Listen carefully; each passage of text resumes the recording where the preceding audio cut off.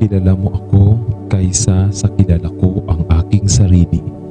At kailangan ko ang iyong nakakagamot na ugnayan sa aking buhay ngayon. Alam mo ang lahat tungkol sa emosyonal na sakit na aking pinagdadaanan. O Lord, kailangan kong pumasok ka sa aking puso at itali ang pagkawasak sa loob ko. Pakiramdam ko ay nabugbog ako at nabugbog ng emosyon at halos humihingal ako dahil sa sakit na nasaksak sa aking puso. Panginoon, alam mo na wala akong sinuman na maaari kong ipagtapat, sapagkat walang nakakaintindi sa mga sugat na tumalo sa loob ko at sa malalim na paghihirap na aking pinagdadaanan.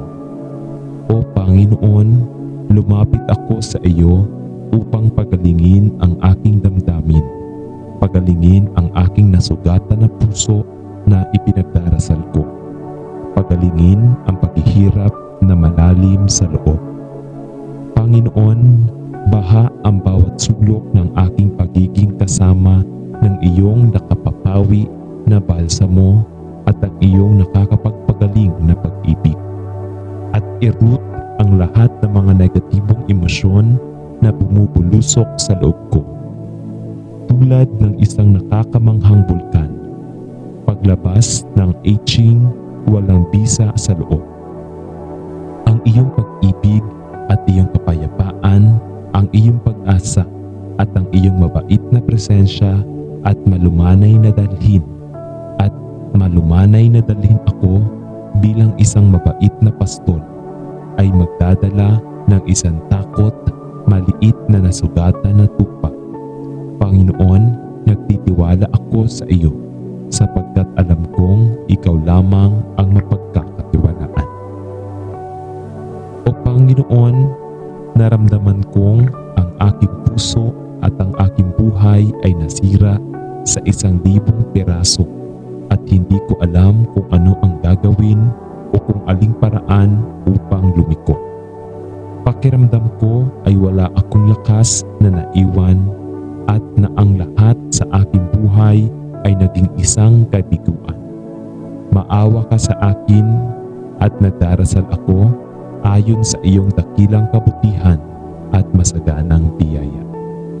Panginoon, alam ko na ang iyong salita ay nagsasabi na bibigyan mo ng lakas ang pagod at pag-asa sa mga nabalisa at nararamdaman kong mahina, at sa pagkabalisa at humihingi ng tulong at lakas mo. Tulungan mo akong maghintay sa iyo, manatili sa iyo at magpahinga sa iyong pagmamahal, dahil alam ko na ipinangako mo na ang mga naghihintay sa Panginoon ay magpapanibago ng kanilang lakas at babangon ang mga pakpak bilang mga agila. Salamat din na ipinangako mo na pagalingin ang mga nasirang puso at ibalik ang mga nasasaktan. Pagalingin ang aking nabuwal na puso na ipinagdarasal ko at ibalik sa akin ang kagalakan ng aking kaligtasan. Ito ang hinihiling ko sa pangalan ni Jesus. Amen. Mapagmahal na Diyos, dumaan ako sa ilang mga masakit na alaala na tila hindi ko maalis kahit gaano ako sinusubukan. Patuloy silang bumalik sa pinagmumultuhan sa akin at naisip ko na aalisin lang ni Jesus ang lahat ng nasasaktan sa loob. Mangyaring tulungan mo ako, O Diyos. Alam kong ako ay isang makasalanan at naniniwala ako kay Jesucristo at namatay siya para sa aking mga kasalanan, na bayaran ang presyo na dapat kong bayaran. Kaya bakit masama pa rin ang pakiramdam ko? Bakit naramdaman ko pa rin na puno ng pagkakasala at kapaitan, galit na galit at sama ng loob? Tulungan mo ako, Panginoon, patawarin ang lahat na nakakasakit at nagtaksil sa akin. Pagalingin mo ako ay nagdarasal sa lahat ng mga negatibong emosyon na maayos sa loob ko.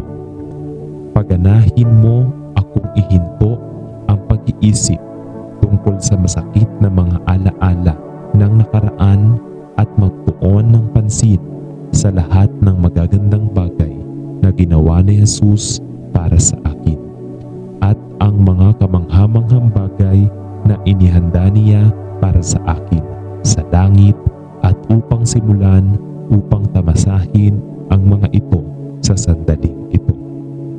Kapag ang masasakit na mga alaala ay lumitaw sa aking puso, tulungan mo akong itigil ang pag-iisip tungkol sa kanila at ayusin ang aking isip sa lahat ng ginawa ni Jesus para sa akin. Tulungan mo akong maging katulad ni Jesus. Tulungan mo ako, Panginoon, patawarin ang mga nakakasakit sa akin at huwag magtayo ng mga sama ng loob. Alisin ang mapait na damdamin ng galit at pagkakanulo sa loob at ipakita sa akin kung paano ko pinakamahusay na mabuhay ang aking buhay. Turuan mo ako kung paano mahalin ang iba sa parehong paraan na mahal ako ni Jesus at ibinigay ang kanyang buhay para sa akin upang mabago ko ang aking pag-iisip at magtuon ng pansin sa mga magagandang bagay sa aking buhay. Ang magagandang ugnayan na mayroon ako at lahat ng masayang alaala din. Itinatanong ko ito sa kanyang pangalan. Amen. Lord, napakalalim ng sakit na halos hindi ko alam kung paano manalangin. Mangyaring suriin ang aking panloob na pagkatao at ibunyag sa akin ang anumang mga lugar na hindi nalutas na emosyonal na sakit, sama ng loob o hindi pagpapatawad. Hawakan mo ako ay nagdarasal ako sa iyong pag-ibig at simulan ang mahalagang proseso ng pagpapagaling sa loob na maaari mo lamang magawa. Baha mo ako sa iyong pagpapagaling at kapritso. At kung may mga lugar sa aking puso na kailangang aminin o kung saan kailangan kong magsisi, ipinagdarasal ko na dalhin mo sila sa unahan ng aking isipan at palayain ako mula sa pagkaalipin ng malalim at trauma na nasaktan. Alam ko na ang Panginoon ay malapit sa mga nasisira ang puso at na-save ang mga durog na espiritu. At nais ko lamang na magpahinga sa iyong pag-ibig at payagan ang iyong mga daloy ng pagpapagaling at lakas upang mabaha ang aking puso, ang aking isip, aking katawan at aking kaluluwa. Salamat sa iyo na ikaw ang banal na doktor at Diyos na nagpapagaling sa lahat ng aming sakit. Panatilihin mo ako sa ilalim ng anino ng iyong pakpak at sa iyo ay lahat ng papuri at kaluwalhatian magpakailanman sa pangalan ni Jesus. Amen.